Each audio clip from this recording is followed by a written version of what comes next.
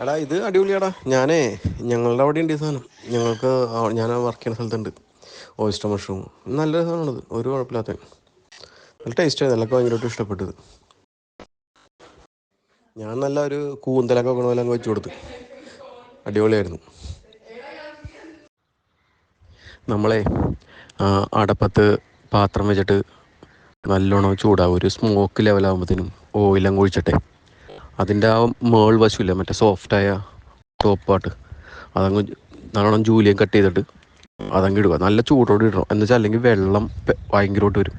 ഈ മഷ്റൂം എന്ന് പറയുന്ന സാധനത്തിൽ നമ്മളെപ്പോൾ ഭക്ഷണം ഉണ്ടാക്കിയാലും നല്ല ചൂടോടെ ഇട്ട് കഴിഞ്ഞാൽ പെട്ടെന്ന് വെള്ളം വലിഞ്ഞു. എന്നിട്ട് നല്ലോണം സോട്ട് ചെയ്തിട്ട് അതിങ്ങെടുത്ത് മാറ്റണം.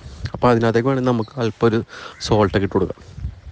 എന്നിട്ട് അതിങ്ങ് മാറ്റിയിട്ട് വേറെ പാത്രത്തിലേക്ക് മാറ്റും. എന്നിട്ട് ആ പാത്രത്തിൽ തന്നെ കുറച്ചും കൂടി ഒന്ന് ചൂടാക്കിയിട്ട് തന്നെ അതൊരു പൊടി കോയിൽ ഒഴിച്ചിട്ട് ആ ബാക്കിയുള്ള തണ്ട് അങ്ങോട്ടില്ലേ, ആ തണ്ട് കട്ട് ചെയ്തിട്ട് ഇടുക.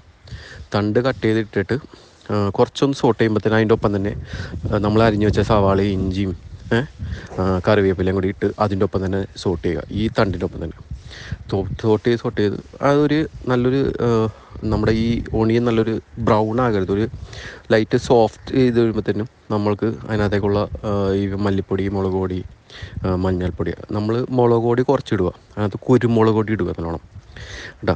ലൈറ്റായിട്ട് മുളക് പൊടി ഇട്ടാൽ, ഞാൻ മുളക് പൊടി ഇട്ടില്ല. അത്ര എരിവ് വേണമെന്നുള്ളവർക്ക് മുളക് പൊടി ഇടാം. ഞാൻ മുളക് പൊടി ഇട്ടില്ലായിരുന്നു.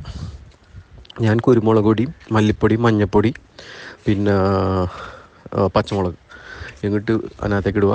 എന്നിട്ട് അതൊന്ന് ലൈറ്റായിട്ട് സോട്ടാകുമ്പോൾ അതിനകത്തേക്ക് നമ്മൾ മാറ്റി വെച്ചില്ല, ആ ഫസ്റ്റ് സോട്ട് ചെയ്ത് മാറ്റി വെച്ച സാധനം അതിനകത്തേക്ക് ഇടുക. എന്നിട്ടൊന്ന് സാധനം ഒന്ന് ഡ്രൈ ആയിട്ട് എടുക്കുന്ന സമയത്ത്, ഫിനിഷ് ചെയ്യുന്ന സമയത്ത് ഒരു ടൊമാറ്റോ ഒരു ചെറുതായിട്ടൊന്ന് കൈ കൊണ്ട് തന്നെ കട്ട് ചെയ്തിട്ട് അതിനകത്തേക്ക് ഇടുക.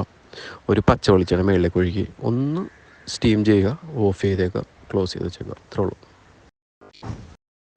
നമ്മൾ അതിനകത്തേക്ക് കുറച്ച് തേങ്ങാക്കൊത്തൊക്കെ കൂടി ഇടുകയാണെങ്കിൽ ഭയങ്കര ടേസ്റ്റ് ആയിരിക്കും സാധനം. നമ്മൾ ആ തണ്ട് സോട്ട് ചെയ്യുന്ന സമയത്ത് അതിൻ്റെ ഒപ്പം തന്നെ സവാളിൻ്റെ ഒപ്പം തന്നെ കുറച്ച് തേങ്ങാക്കൊത്തും കൂടി ഇട്ട് കഴിഞ്ഞാൽ നല്ലൊരു ടേസ്റ്റ് ആയിരിക്കും. ഇത് ടോട്ടലി ഡ്രൈ ആണ് കേട്ടോ, ഗ്രേവി ടൈപ്പല്ല, ഡ്രൈ നമ്മൾ ശരിക്കും നമ്മുടെ കൂന്തലൊക്കെ ഉണ്ടാക്കില്ലേ അതുപോലത്തെ ഒരു ടേസ്റ്റ് ആയിരിക്കും ഇതിന്.